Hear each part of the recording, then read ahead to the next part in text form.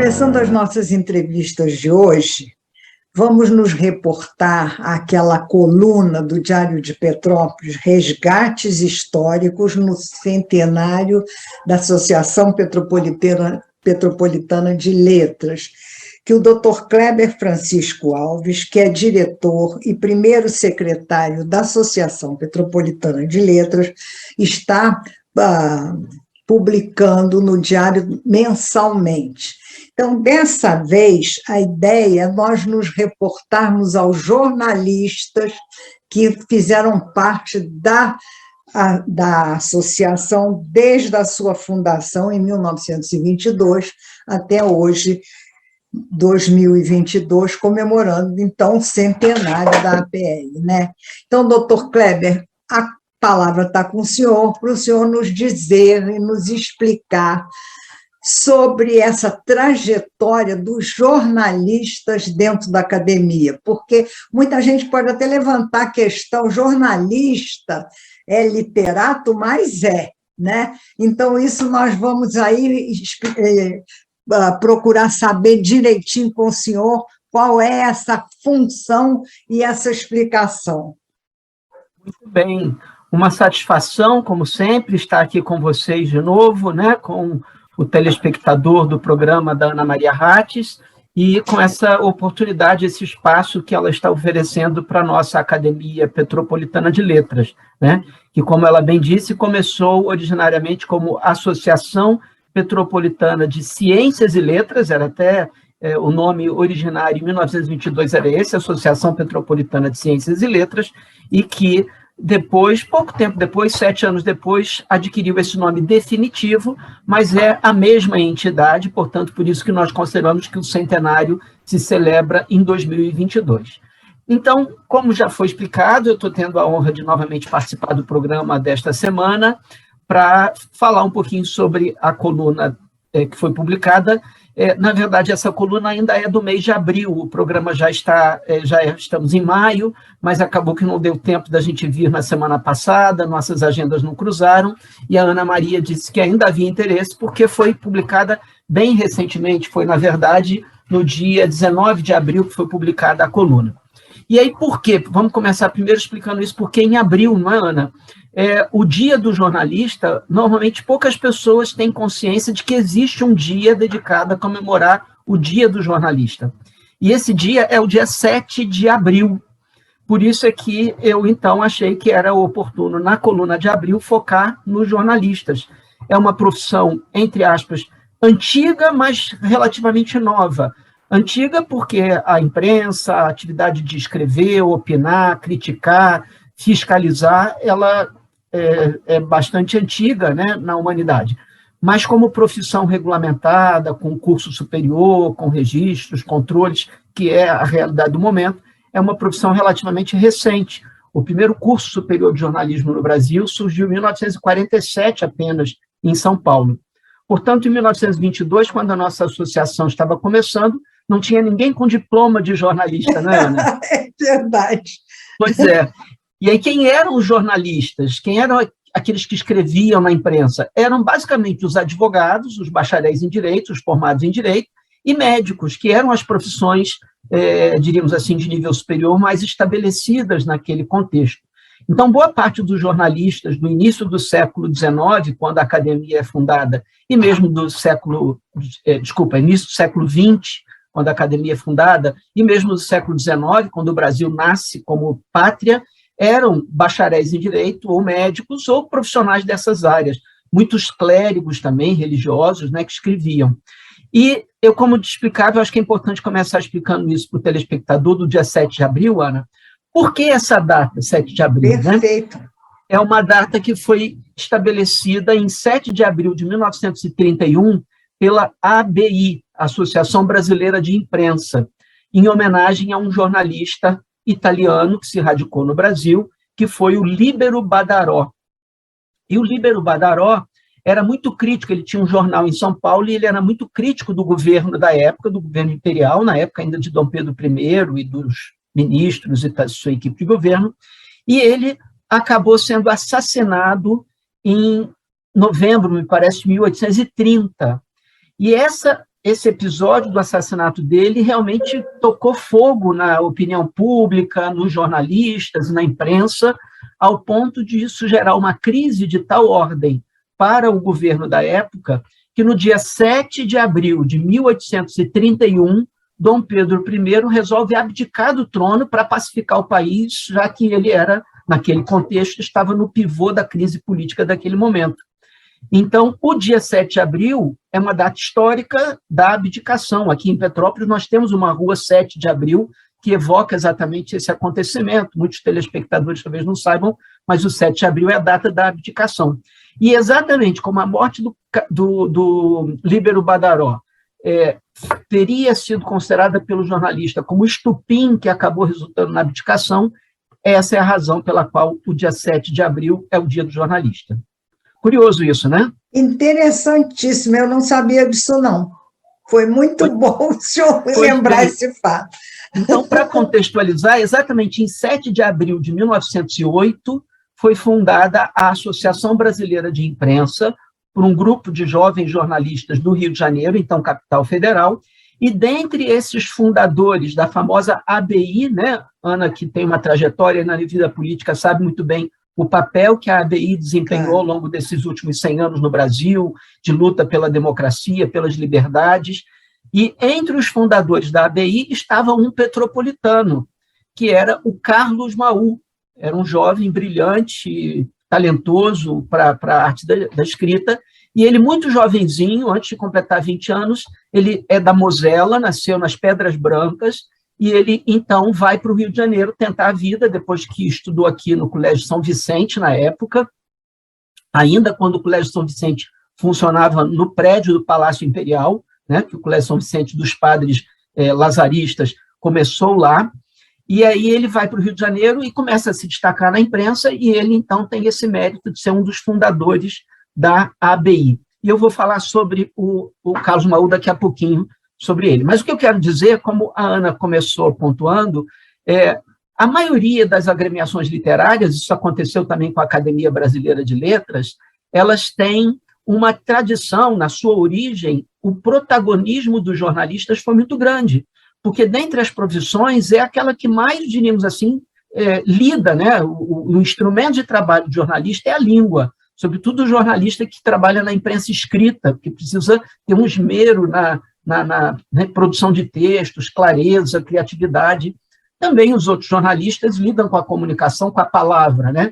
Então, por isso, de fato, a maioria das academias, na coluna eu menciono que em 1997, quando a Academia Brasileira de Letras fez 100 anos, foi proferida uma palestra por um grande jornalista que era membro da Academia Brasileira, lembrando exatamente dos jornalistas que fizeram trajetória na ABL. E, de alguma maneira, então, a gente está fazendo a mesma coisa com a nossa Academia Petropolitana. De modo que, dentre os fundadores, eu destaco, né, nós temos umas imagens que vão ser exibidas para o telespectador, a figura do Álvaro Machado. Álvaro Machado foi um dos fundadores da Academia em 1922, ele era jornalista, redator da Tribuna de Petrópolis na época, e o Descranholi, que foi assim, o líder, né, que foi o elemento agregador para a ideia de criar uma associação literária em Petrópolis, recebeu uma cartinha do Joaquim Eleodoro, pai do nosso confrade Joaquim Eloy dos Santos, com a sugestão de se criar uma academia, uma associação literária em Petrópolis. Então, eles pedem ao Álvaro Machado se ele não publicava aquilo na Tribuna de Petrópolis para ver se aquilo ia gerar algum tipo de reação, receptividade. E aquela cartinha, diríamos assim, é a certidão de nascimento da ideia para, alguns dias depois, eles se reunirem, 3 de agosto de 1922, para começar as atividades e fundar a academia. Não sei se você quer fazer algum comentário, alguma pergunta, Ana? Não, eu queria que o senhor continuasse. Está muito bom, estou adorando. Estou aprendendo aqui. Padrão, então, o Álvaro Machado é um dos fundadores e ele foi titular da cadeira número 38 da academia, que teve como patrono o poeta Casimiro de Abreu, um poeta do estado do Rio de Janeiro, e ele, até hoje, é lembrado na história de Petrópolis, que é uma rua ali no bairro São Sebastião, no Indaiá, que é Rua Álvaro Machado, exatamente em homenagem a esse jornalista. As pessoas não sabem quem foi Álvaro Machado, por que a rua tem esse nome. Ele era jornalista na Tribuna de Petrópolis na época. O próprio fundador da Tribuna de Petrópolis, a Tribuna de Petrópolis foi fundada em 1902, era o coronel Arthur Alves Barbosa, que também foi um dos que fundou a Academia de Letras, estava no grupo dos fundadores. O Arthur Alves Barbosa já era um político, tinha sido vereador, foi presidente da Câmara, antes de existir o cargo de prefeito, portanto, como presidente da Câmara, era o encarregado de administrar a cidade. Eu já foquei a biografia do Arthur Alves Barbosa naquela coluna sobre a qual a gente falou aqui dos parlamentares, a história dos parlamentares, né? Então, por isso que eu não carreguei tanto, não falei tanto do Arthur agora na coluna, mas ele era um dos fundadores da academia e foi ele que fundou, em 1902, a Tribuna de Petrópolis. Também o jornalista Álvaro Moraes, que trabalhava na Tribuna nessa época. Logo nesses primeiros anos, nós tivemos duas outras figuras importantes, como o Antero Palma, um escritor famoso, importante, que era jornalista, e também o jornalista Armando Martins. Mas, para a gente avançar, o nosso tempo aqui é curto, né? A gente ainda conversou, hoje o tema talvez não tenha muito o que dizer, mas está se esticando aqui. Tem, sim. Pois é. Então, a coluna, eu decidi focar em 3 personagens, Ana. O primeiro deles, então, eu volto exatamente o Carlos Maú, né? Aquele que eu disse que era das Pedras Brancas, lá na Mosela, e que, jovenzinho, foi para o Rio de Janeiro tentar a vida, e eu diria que o Carlos Maú é o jornalista de maior projeção da história de Petrópolis. Ele fez carreira de sucesso no Rio de Janeiro, capital federal, e ele foi não fundador. O Carlos Maú não fundou a academia, porque na época da fundação ele estava totalmente envolvido profissionalmente no Rio de Janeiro, né, já com a carreira consolidada, mas ele, com os laços que tinha com Petrópolis, logo que houve ocasião, foi eleito membro da Academia Petropolitana de Letras, né, foi titular da cadeira 39, cujo patrono é o padre José Benedito Moreira. Então, ele é um descendente de colonos germânicos, nasceu em 2 de setembro de 1887, né, como eu disse, estudou no Colégio São Vicente de Paula, depois foi para o Rio de Janeiro, e logo se dedicou à literatura e à imprensa. Ele é autor, Ana, a gente em Petrópolis pouco conhece o Carlos Maú, por isso que eu acho que é importante, né? Nós vamos também compartilhar aí algumas imagens para que o telespectador possa conhecer quem foi essa figura, mas ele escreveu mais de 60 livros, né? Então, era um autor realmente muito prolixo, muito produtivo, né?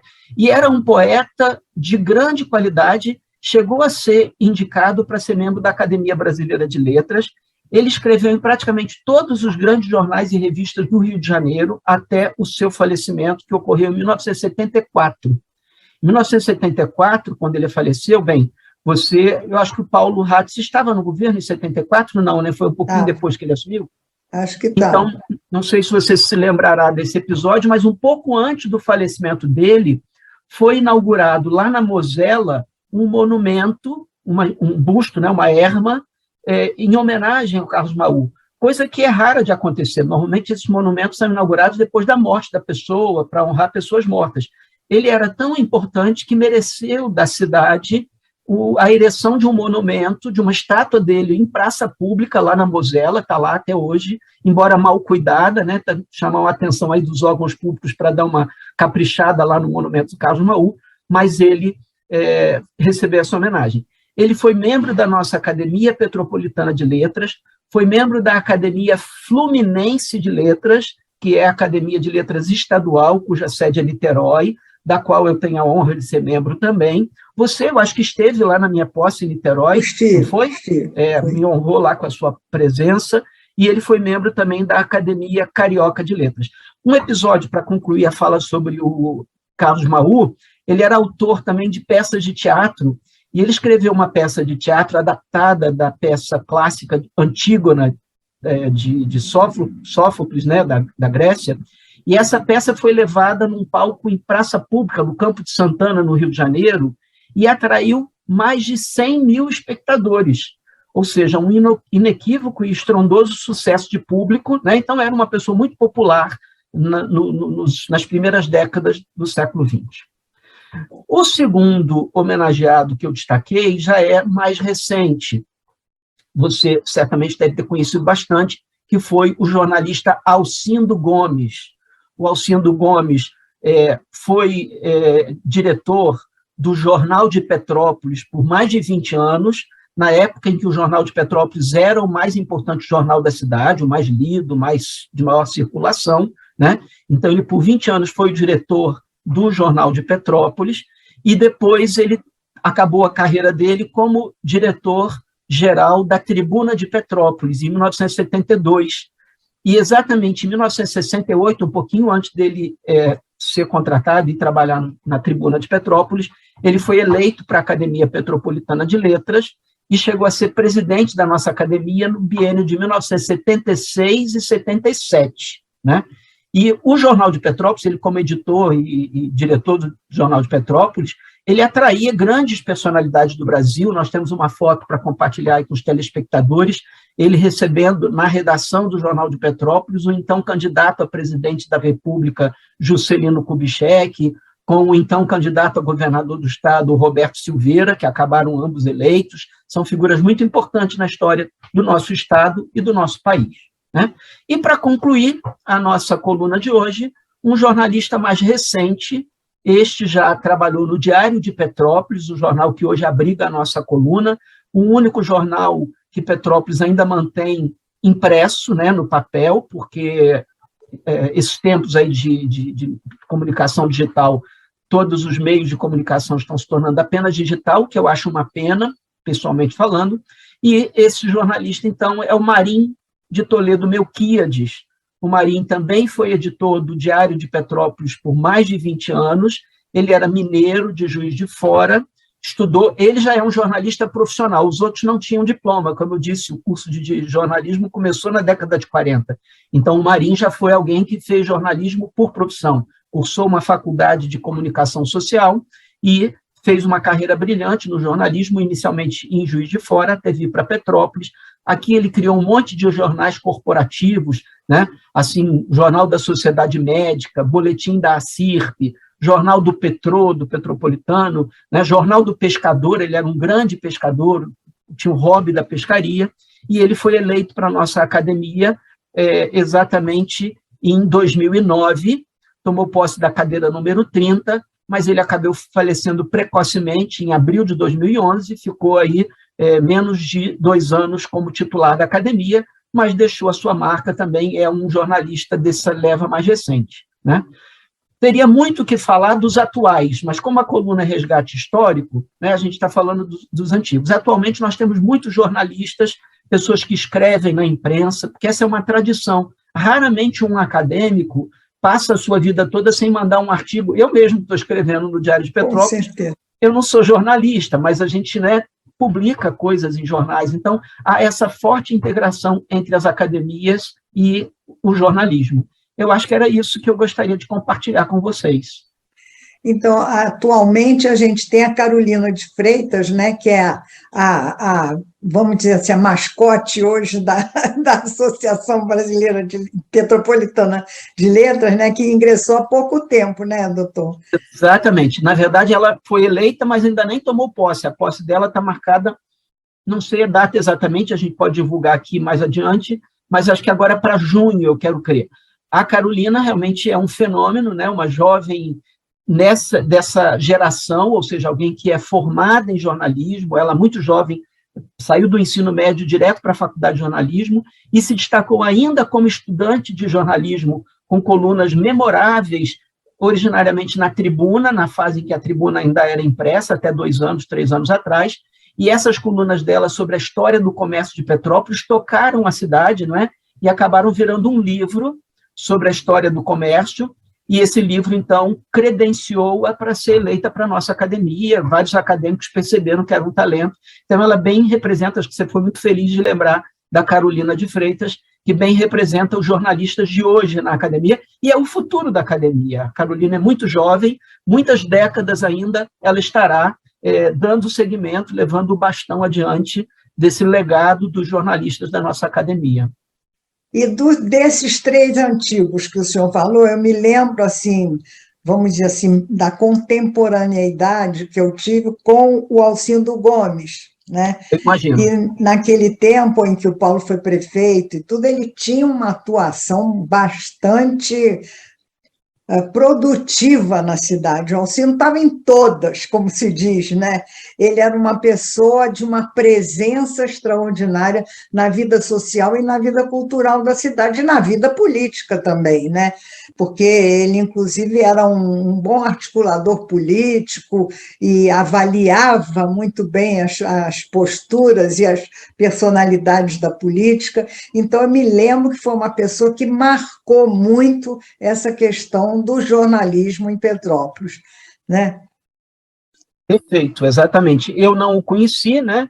Mas desse passado, diríamos assim, relativamente mais recente, eu quero crer que tenha sido, sim, uma figura marcante na história do jornalismo de Petrópolis, né? Como eu disse, o MAU, ele ultrapassou as fronteiras de Petrópolis, inclusive o destaque dele não foi... Ele escreveu em praticamente todos os jornais de Petrópolis, mas ele era funcionário, empregado mesmo, né? Por exemplo, ele terminou a carreira dele como jornalista do jornal O Dia, que na década de 70, quando ele faleceu, era um jornal muito difundido no estado do Rio de Janeiro, né?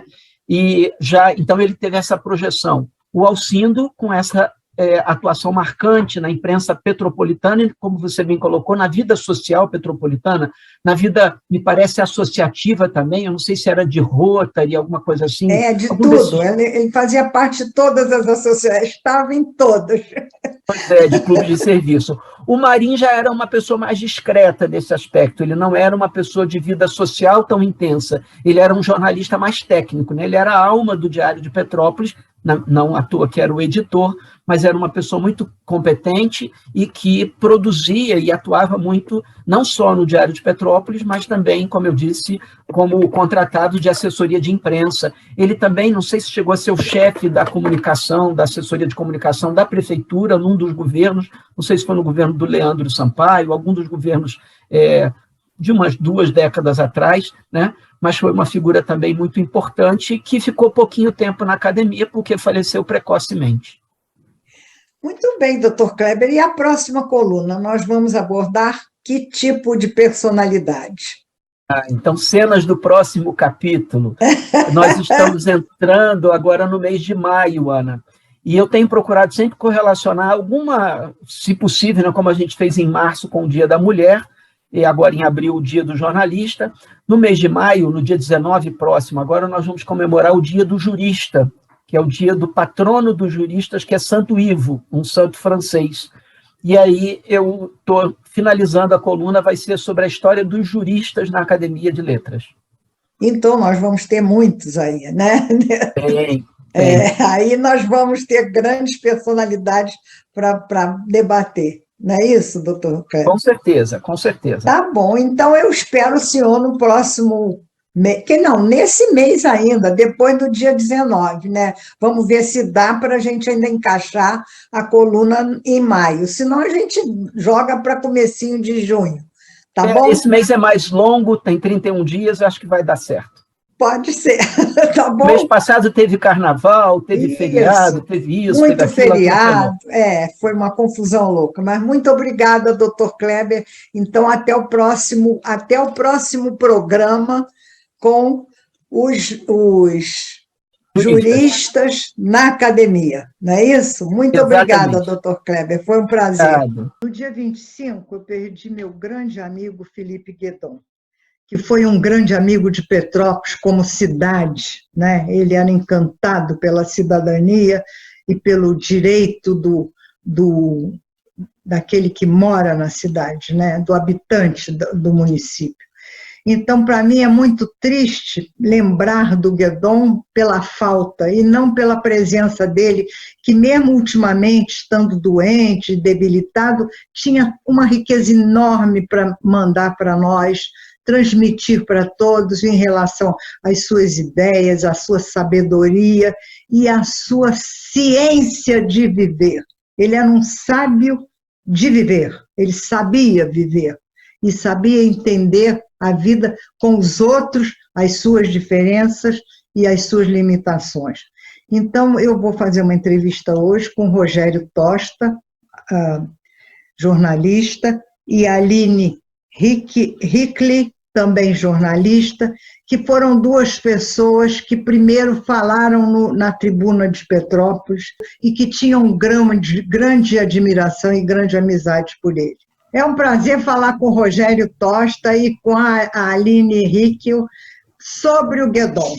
Eu gostei muito de ver que vocês se manifestaram na tribuna no dia em que a tribuna publicou o falecimento dele, que foi por coincidência, eu acho que não foi coincidência, foi uma escolha, o dia da democracia, dia 25, domingo, né?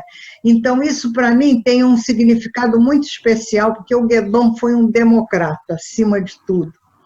E eu, então, quero que vocês falem um pouco desse Guédon que eu conheci, que eu admirava, que eu tinha maior intimidade e a maior gratidão por tudo aquilo que, em termos de cidadania e democracia, ele fez por Petrópolis.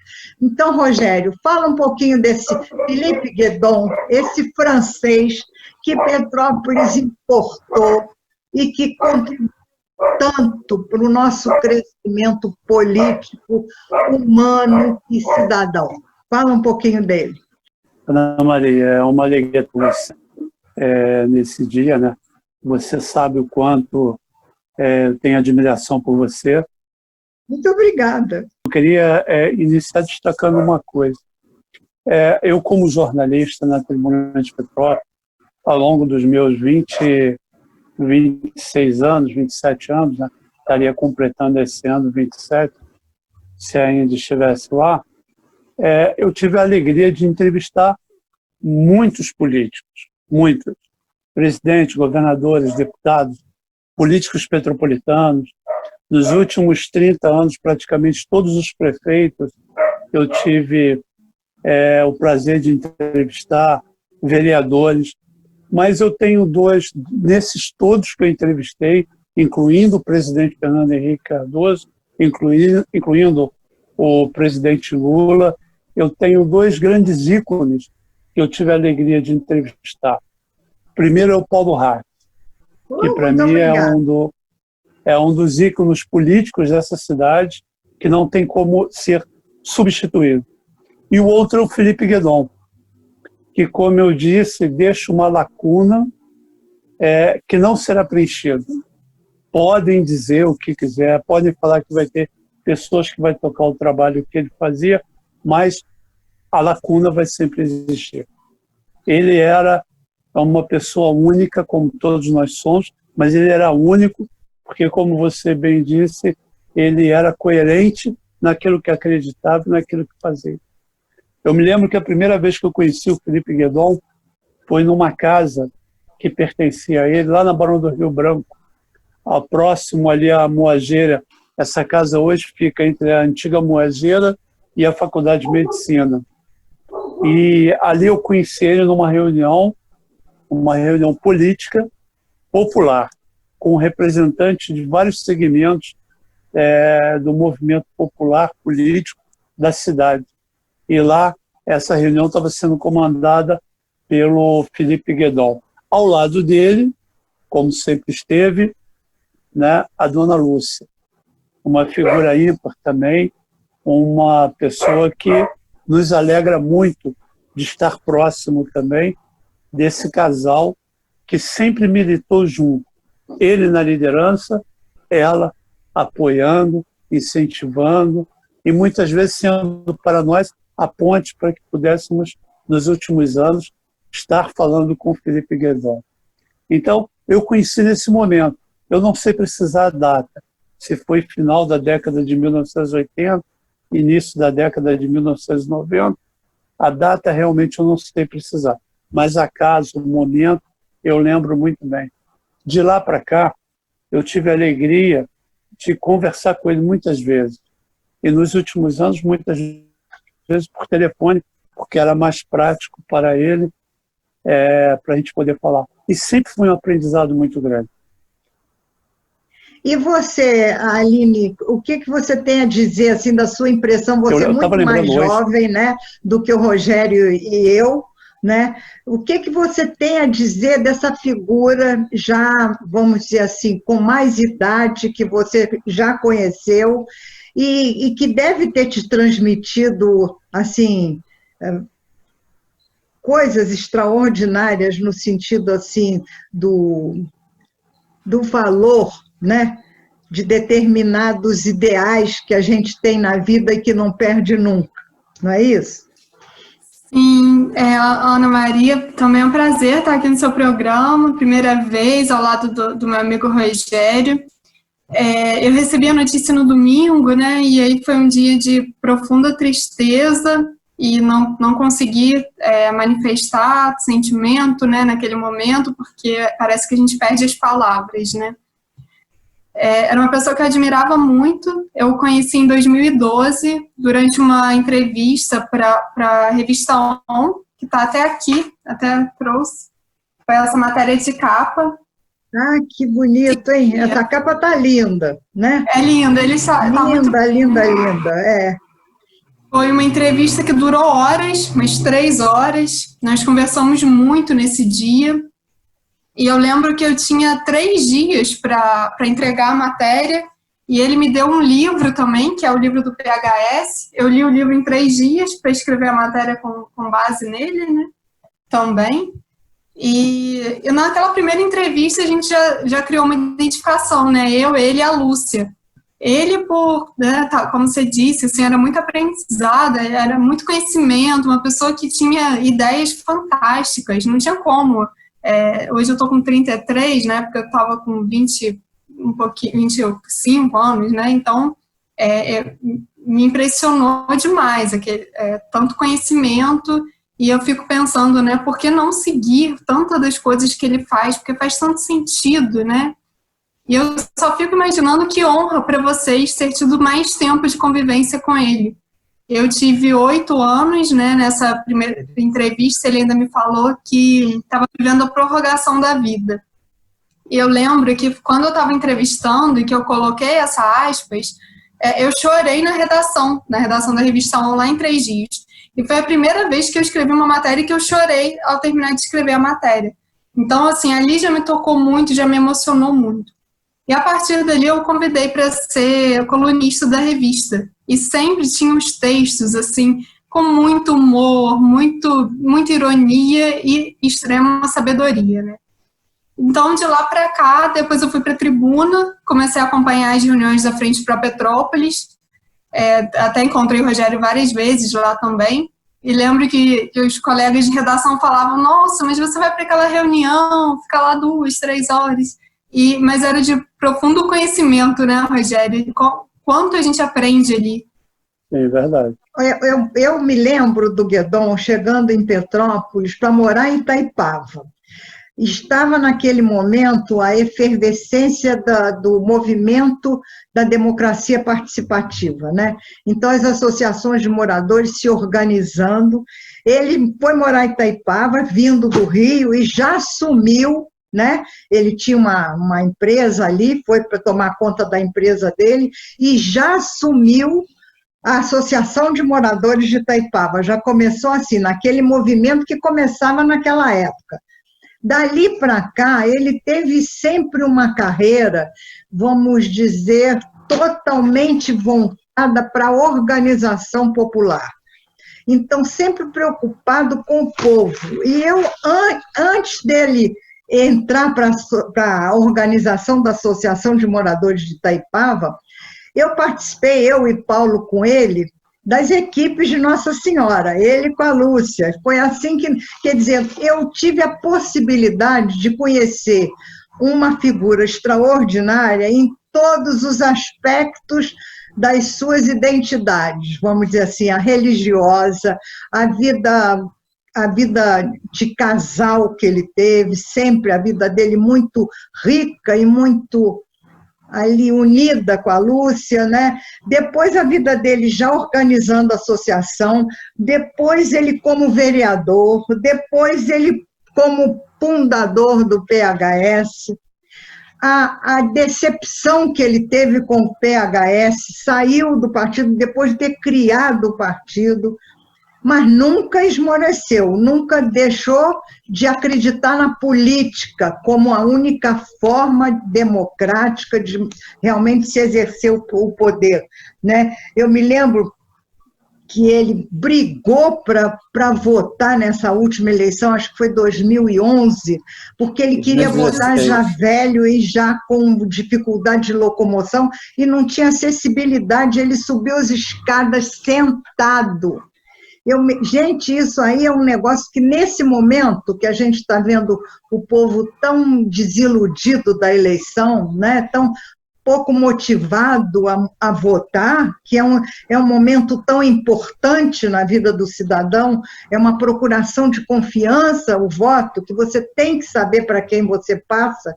O Guedon ter subido aquelas escadas, se arrastando, sentado, aquilo é um negócio que não dá para você não lembrar nesse momento, não é, gente? Ana Maria, assim, além desse momento, né, o Guedon tem vários outros momentos assim, muito marcantes na história da própria vida dele, da vida da família e da política de Petrópolis, né? Eu me lembro que durante o governo, eu só não vou lembrar agora se foi entre o primeiro e o segundo mandato do ex-prefeito Rubens Montempo, que ele participou ativamente do governo.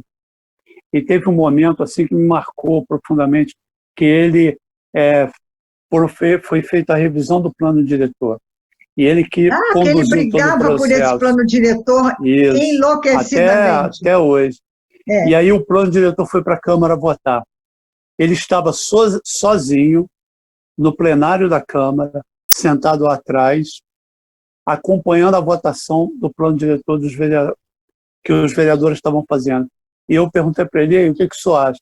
A frase dele para mim foi o seguinte: se os vereadores soubessem de fato que estão votando e o prefeito soubesse o que ele mandou para cá, esse projeto não passaria. Por isso, pela certeza que ele tinha de que aquele plano, fundamentado no Estatuto das Cidades, na Constituição Federal, se fosse usado de forma coerente, prudente e de forma sábia, seria o plano diretor poderia fazer uma mudança na cidade. Por isso, ao longo desses últimos 20 anos, ele brigou tanto para que Petrópolis tivesse um plano diretor bem feito, tivesse um instituto de planejamento que pudesse pensar a cidade, tanto é que ele lançou a ideia, junto com outras pessoas, é lógico, do Instituto Queller, que era um instituto para planejar a cidade, porque, como você bem disse, ele desde o início, quando ele começou a desenvolver esse trabalho em Itaipava, ele sempre acreditou somente com a participação da sociedade e através de instrumentos de participação. Sem isso, ele acreditava que não poderia acontecer. Então, era um homem completamente voltado para isso. E não era apegado a nada. O mais bonito era isso. Ele não era uma pessoa apegada. Se você chegasse para ele, ele não só te dava todo o conhecimento que ele tinha, como ele te dava realmente o material que ele tinha. Era uma pessoa totalmente voltada para a participação popular, ele defendia isso a todo momento, e também para a questão da organização e planejamento da cidade. A Aline voltou, agora eu queria ouvir um pouquinho a Aline, mas eu queria te dizer, Rogério, que pouco antes, vamos dizer assim, um ano mais ou menos antes, ele me mandou a contribuição para a memória da participação popular em Petrópolis, que ele fez e me mandou, entendeu? Ele disse, olha, isso aí eu quero que você guarde com você. Ele disse assim, a contribuição para a memória da participação popular em Petrópolis, como a enxergaram os meus olhos, entendeu? Então, me mandou isso aqui, eu guardo com muito carinho, com muito amor. Agora, eu queria ouvir um pouquinho a Aline aí, que ela saiu, agora voltou. Eu estou com um problema de energia elétrica aqui, está caindo a luz, mas consegui voltar. Bom, então eu acho que o que fica, né, agora pra gente, né, eu quero ficar com uma lembrança bem otimista dele. Eu revi hoje uma matéria que foi ao ar no Bom Dia Sábado, em 2018, logo depois que mudou a questão da sessão eleitoral dele, né, depois que ele subiu sentado lá para votar. E aí é muito emocionante vê-lo, né, naquele momento, agradecendo, falando que fez o esforço porque nunca deixou de votar. E também, assim, é uma inspiração, né, para a gente que às vezes fica, não quer votar ou não quer escolher, e a gente tem que lembrar que esse é um direito que a gente deve exercer, né, porque se a gente pensa em mudanças, a gente tem que buscar fazer parte dessa mudança.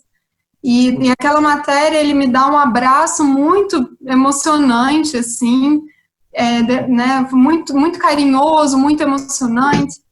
E então, assim, eu quero ficar com essa lembrança dele, de uma pessoa otimista, que correu atrás dos objetivos dele, que defendia melhorias para a cidade, que nunca deixou de correr, né, como na Frente Pró Petrópolis, onde buscava falar sobre assuntos como a questão da Concer, da BR-040, muitas vezes pegava matérias que a gente veiculava na tribuna e aproveitava para fazer denúncias na Frente Pró Petrópolis. Então, assim, eu acho que a gente deve ficar com essa imagem de força, né, de força e de essa questão de que a gente deve defender a participação popular. Eu acho que os ideais dele devem ser os nossos. Eu acho que o nome dele não pode ser esquecido, quem ele representava, né, a gente não pode deixar essa memória, né, a memória de quem ele foi, para trás. A gente tem, acho que agora, como jornalistas, né, a gente tem a missão de fazer a voz dele continuar ecoando. E a gente ainda tinha uma coincidência que eu nasci no mesmo dia que ele, né? Uma honra. Parabéns, então. 23 de julho. Então, todo ano, nesses 8 anos, né, que eu tive de convivência com ele, a gente trocava mensagens, né, nos parabenizando. E a gente criou esse laço, né, acho que de admiração, e que foi até esse ano. E tem até um trechinho do e-mail que ele me mandou que eu acho que vai ser, que eu vou levar assim para o resto da vida, né? Sobre ser jornalista. Então ele mandou assim: achei linda a assinatura Aline Hickley, repórter. Achar a sua vocação e correr atrás é um feito que nem todos conseguem. Creio que a definição do êxito pessoal seja esta: identificar a profissão que deseja exercer e viabilizar o sonho. Levar ou não a fortuna ou ao reconhecimento social podem ser importantes para uns e não para outros, mas não se substituem à vocação, ou não deveriam. Eu achei muito bonito esse trecho. É lindo. Que ele sabe, ele era muito guardar para sempre, né, como que ele falava, né? E eu fico assim impressionada porque durante todo esse tempo que eu convivi com ele teve alguns momentos em outro viés partidário, mas nunca ideológico diferente. Mas ele admirava, ele sabia lidar com fidalguia, discutir no terreno das ideias com os adversários, nunca fazendo de ninguém inimigo no campo político. Isso é que eu admirava muito nele, porque hoje em dia as pessoas se ofendem, falam horrores. Então, com esse negócio de rede social, é uma barbaridade o que se fala um do outro, não é? Não no campo das ideias, no campo que eles acham que é pessoal, e não é pessoal, é uma baixaria sem fim. Então, é um ensinamento também que o Guedon nos deu de como fazer política em alto nível, né? No terreno das ideias, discutindo valores e projetos, e não o que as pessoas podem ser, ou o que elas fazem, ou o que elas... É completamente diferente isso. Você não acha, Rogério? Você não acha, Aline? Ana Maria, de fato, isso que você falou é uma verdade, porque, lógico, como político, né, que o Guedon era, ele tinha adversários políticos também. Claro. Ele tinha, como todo político tem seus adversários. A unanimidade é burra, né? Sim, é verdade. Mas a única diferença entre ele e talvez vários políticos que a gente conhece por aí é que, mesmo sendo um aliado dele ou um adversário, sabia respeitá-lo, porque ele respeitava todos. Como você bem disse, ele não se desfazia de ninguém. Por isso que ele conseguiu, nos últimos 20 anos, transitar em todos os governos e dialogar com todos eles e brigar com todos eles. Ao mesmo tempo que ele dialogava, ele brigava com os governos. É verdade. Ele brigava com os prefeitos. Isso aconteceu com o Paulo Ratz, aconteceu com o Fadel, aconteceu com o Leandro Sampaio, com os 3 mandatos do Rubens Montempo, com o mandato do Paulo Mostrange. Ele sempre, em várias entrevistas que eu fiz com ele, conversa, algo que ele me contou e que eu guardei muito, foi a Primavera de Petrópolis. Isso, que ele falava. No início do governo do prefeito Paulo Ratz, nós vivemos uma verdadeira Primavera de Petrópolis. A participação popular era verdadeira. O prefeito conversava com as associações de moradores.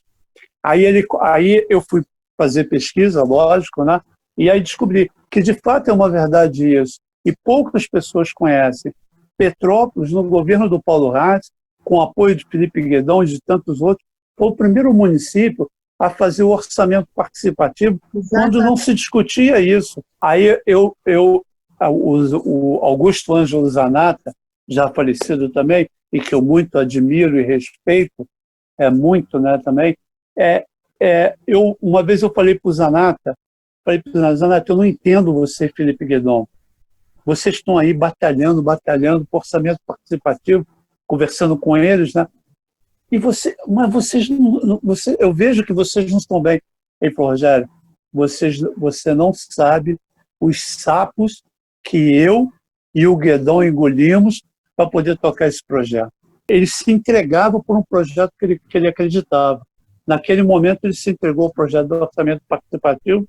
Foi o único momento que realmente esse projeto aconteceu em Petrópolis, depois do governo do Paulo Ratz, mas ele saiu. E aí ele não se tornou adversário do Rubens, mas ele se tornou um cara crítico, que sabia, né? Um crítico, que puxava a orelha, que apontava os erros, fez com Paulo Mostrange e estava fazendo agora no governo do Bernardo, porque era como a Aline e você falou, ele era um homem lúcido, um homem que tinha uma visão, mesmo como ele dizia, que o coração dele estava por um fio, mas ele era uma pessoa que a cabeça dele era de um jovem.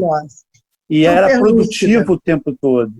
Então ele sabia muito bem o que estava acontecendo em Petrópolis e nos apontava os caminhos que nós podemos fazer para melhorar muito dos problemas que existem. Acredito que a Silvia Guedon vai conduzir esse processo de manter viva a memória e o trabalho de Felipe Guedon, porque eu tenho certeza que se revirar o baú dele, nós vamos encontrar lá preciosidades que vão nos ajudar a entender Petrópolis e a nos ajudar a buscar uma solução para os problemas que nós encontramos. Não é à toa que ele morreu no dia da democracia. E não é à toa que ele morreu lendo o jornal. Eu acho que Petrópolis deveria se sentir lisonjeada por ele ter escolhido a cidade para viver, né? Ele morou na França, veio da França, morou no Rio e optou, né? Foi uma escolha dele. Então, eu acho que a gente tem realmente que conduzir esse trabalho. Concordo com o Rogério que deveremos achar preciosidade. E nesse meio que eu comentei, que a gente trocou em agosto, ele falou assim ainda: obrigada por dar atenção a um ancião que desejava ter feito muitas coisas que não conseguiu realizar e mesmo assim acha que valeu a pena. Para você ver também a humildade dele, né? Eu que deveria agradecer por ele estar me dando atenção, uma jovem jornalista, né? E ele tinha tanta humildade, e eu acho que assim, o que mais define o Guedon era o intelectual. E, além de tudo, o que ele defendia, o planejamento. Não dá para planejar uma cidade em 4 anos. Tem que ter um planejamento que perpasse os governos, né? E eu acho que isso é uma das coisas que a gente deve lutar para conseguir. Gente, eu agradeço muito esse depoimento de vocês, que vai ficar arquivado, vai para o meu YouTube, vai ficar arquivado, porque eu faço questão de manter essa memória do Guédon, e agradeço muito essa colaboração de vocês nesse sentido, e o entrosamento que a gente tem de admiração por ele. Ana, eu só queria concluir, né, a Aline falou Com que certeza. no domingo, quando ela ficou sabendo, ela ficou sem palavras. Eu posso dizer sem, que até hoje eu não tenho palavras para dizer, porque eu já tentei começar a escrever alguma coisa e não consigo, porque realmente falar sobre uma pessoa que você admira, que você respeita, e que é o sentimento que eu tive como se estivesse perdendo alguém da minha família, é inexplicável. O entusiasmo dele pela vida, pelo planejamento, pela participação popular, realmente é algo que tem que nos impulsionar. Também agradeço pela oportunidade da gente poder eternizar aqui a nossa admiração pelo Guédon. E como o Rogério falou, a gente fica sem palavras porque a perda é irreparável para a cidade, para a sociedade e para nós que éramos amigos dele, né? Então é isso. Gente, muito obrigada, um grande abraço para vocês, né? Um abraço nessa união que a gente tem pelo Guédon, né? Um abraço mesmo, ele está entre a gente aqui, eu tenho certeza. Tá? Muito obrigada.